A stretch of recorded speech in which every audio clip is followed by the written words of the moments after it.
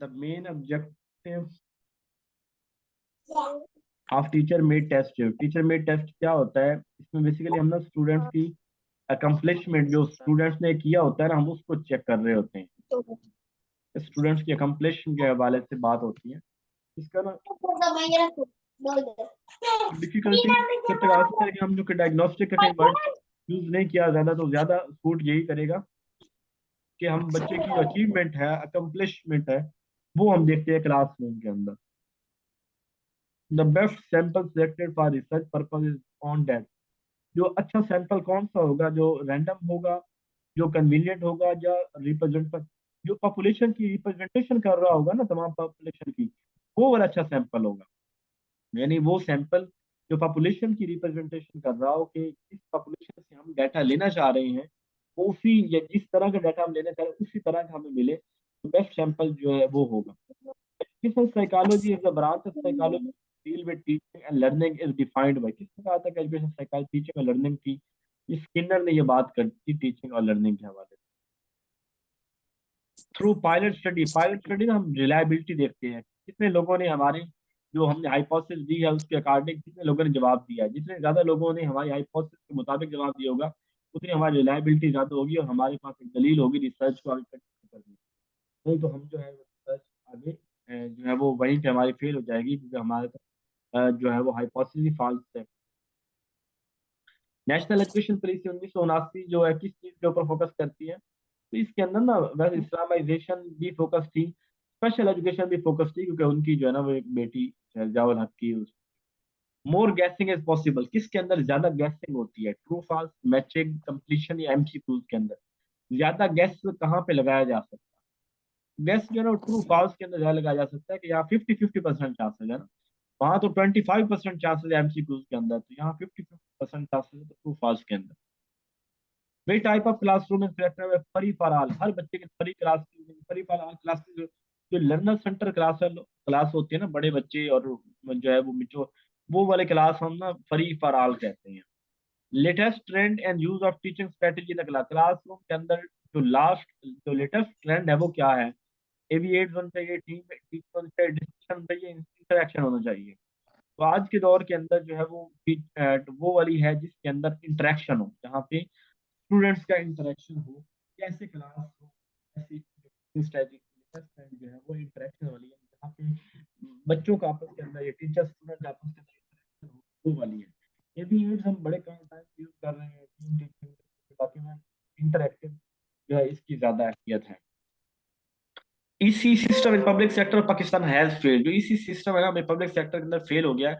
One of the most important reason is lack of, क्या है जो बड़ी रीजन क्या लैक करती है, इफेक्टिव गवर्नमेंट पॉलिसी नहीं है, सोशल कॉपरेशन नहीं है, एजुकेशन फैसिलिटी है, टीचर की ट्रेनिंग न होने की वजह से जो है वो इसी सिस्टम नाकाम है। The basic difference between plan and policy है, प्लान और पॉलिसी में क्या है। पॉलिसी जो है कोई ब्रॉडर होती है, वेयर आज प्लान जो है वो एक छोटा, पॉलिसी एक ओवरऑल जो पूरे इदारे को ऊपर इफेक्ट करती है, और जो प्लान होता है वो किसी काम को करने के लिए, डूइंग के लिए वो होता है। All the following decisions are taken at an institutional level, तमाम डिसीजन इंस्टीट्यूशनल लेवल पे होते हैं, तो वो कौन सा होगा। टीचर वर्कलोड, यानी एक्सेप्ट, तमाम जो है वो होते हैं इंस्टीट्यूशनल लेवल पे होते हैं, तो एक्सेप्ट किसके, टीचर वर्कलोड, सिलेबस एंड जो है वो weightage, provision of co curricular activities, adjustment of time table.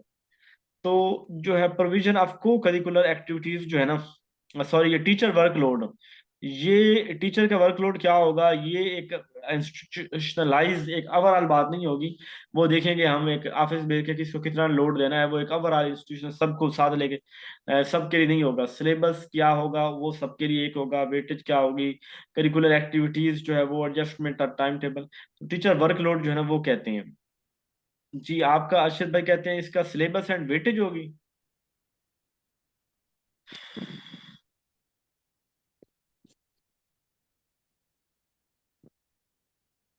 नहीं अच्छी बात है, जो है ना जो जिन चीज़ों के अंदर अर्शद भाई का अच्छा एक्सपोजर है, ये मेरी काफ़ी जो है ना गलतियां निकालते रहे हैं, तो आजकल जो बड़े ना लेजी पाए गए हैं, तो मुझे खुशी हो रही है कि आज कहीं एक्टिव हैं।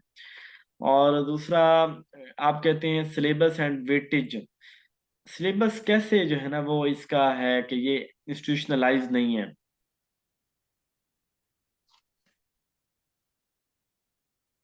चलिए मुझे ना इसका आप भाई अर्शद, आप मुझे ना वॉइस मैसेज कर दीजिएगा, इसका बता दीजिएगा, मैं इसको बाद में चेंज कर दूंगा, ठीक है। मुझे तो सारे इसके लग रहे हैं, कोई इंस्टीट्यूशनलाइज नहीं है। पाइट किसे बोलते हैं? पाइट जो है ना ये प्रोवेंशनल इंस्टीट्यूट। अच्छा जी। Institutionalised level accept. तो टीचर वर्कलोड क्या होगा? इंस्टीट्यूशनल होगा। Provision of co curricular activities, ये स्कूल डिसाइड करेगा। Time table adjustment. जी आपका आंसर में दम है जी, बिल्कुल अरशद भाई की बात बिल्कुल ठीक है कि ये इंस्टीट्यूशनलाइज बात नहीं होगी, कि इदारे के हद तक नहीं होगा, बल्कि ये हमारा पास ये ऊपर के लेवल से बन के आएगा, जबकि बाकी सारी चीजें इदारे के अंदर हो रही होंगी। थैंक यू, आपकी दलील जबरदस्त है। All the following are decision, अच्छा हो गया। पाइट, पाइट जो है ना ये कहते हैं इसको, मेरा ख्याल है कि ये डीएसडी से पहले शायद इस इदारे का नाम यही था जो टीचर ट्रेनिंग का था। Provincial institute of teacher education, provincial institute of teacher education, इसको पाइट बोला जाता था। ट्रेडिशनली करिकुलम, ट्रेडिशनली करिकुलम का मतलब क्या है? List of topic for teaching, reading material for student, texting material for teacher, daily in school. तो ट्रेडिशनली जो है ना बेसिकली लिस्ट ऑफ टॉपिक्स जो है वो उसको हम बोलेंगे। अब ये अरशद भाई कौन, मैडम वकारुन निसा कह रही है, कभी सी भी कह रही हैं और बी भी कह रही हैं। List of topic of teaching, ठीक है। लीडर्स हु इनकरेज, अच्छा जी, leaders who encourage their followers to be more innovative and creative are known as, वो जो अपने कहते हैं कि उनके वर्कर क्रिएटिव भी हों और इनोवेटिव भी हों, तो कौन सी लीडरशिप होती है? वो ट्रांसफॉर्मेशनल लीडरशिप होती है, ठीक है। ये अपने सबके साथ लेके चलना, और क्रिएटिव वही बनाती है। करिज्मेटिक वाले जो होते हैं वो तो बस शोशाई होती है भाई, उनकी अपनी पर्सनैलिटी ऐसी जबरदस्त होती है। और ट्रांजेक्शनल वाले रिवार्ड पनिशमेंट के ऊपर काम करते हैं।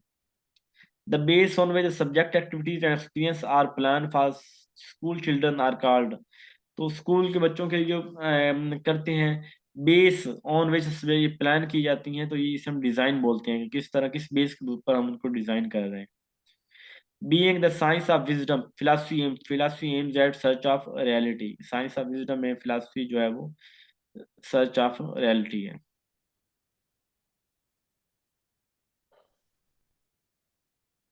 आखिरी सवाल आज का, which is the characteristic of the project method? Project method problematic होता है, नेचर सेटिंग में होता है, ये use for all round development of child personality. तो ये all round development of child personality जो होता है ना उसके, ये उसके लिए project method basically nature setting में होता है, प्रॉब्लमेटिक होता है, सारी बातें हो सकती हैं, लेकिन ये ऑल राउंड वाला चूंकि ऑप्शन ऑल वाला नहीं दिया हुआ, तो फिर ये वाला ऑल राउंड डेवलपमेंट होगा।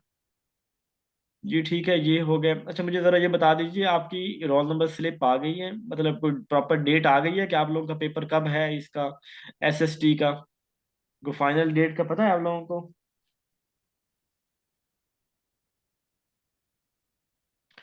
चलिए ठीक है, अल्लाह खैर करेगा। चलिए इन्फॉर्म कीजिएगा।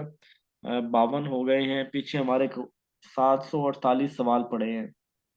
तो 748 सवाल हम अगले 5-7 दिनों में खींचते हैं पकड़ के। अल्लाह खैर करेगा, अल्लाह खैर करेगा, अल्लाह आसानियाँ पैदा करे सबके लिए, सबको उनकी ख्वाहिश के मुताबिक जॉब मिल जाए, रोजगार मिल जाए। अच्छा चलिए ठीक है, इंशाअल्लाह जो है वो इसको ख़त्म करने की कोशिश करेंगे। आप लोगों के पास भी अगर कोई ऐसे एमसीक्यूज हो जो मैंने ना करवाए हो, तो प्लीज़ मुझे पर्सनल में सेंड कर दिया करें, ताकि मैं उनको ऐड कर लूँ। मेरे लिए एमसीक्यूज की सिलेक्शन एक बहुत बड़ा चैलेंज है। मैं जिसको पढ़ता हूँ मुझे वो लगता है कि मैंने कहीं ना कहीं करवाया हुआ है, तो इस वजह से करके मुझे फिर जो है ना वो एमसीक्यूज बड़े कम मिलते हैं। ओके ठीक है, अपना ख्याल रखिएगा, दुआओं में याद रखिएगा, जज़ाकल्लाह।